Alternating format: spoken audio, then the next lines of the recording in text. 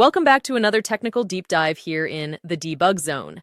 Today we're tackling a big question and breaking it down with insights from other users. Hopefully this clears up some misconceptions and helps you get the answer you need.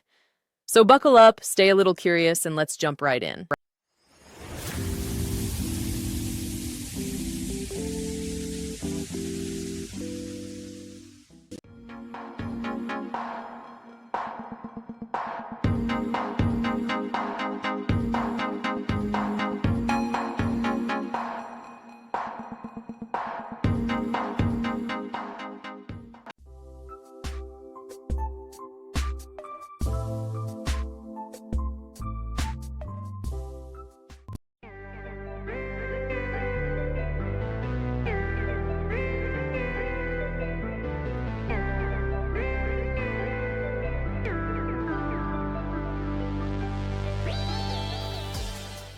And that's a wrap.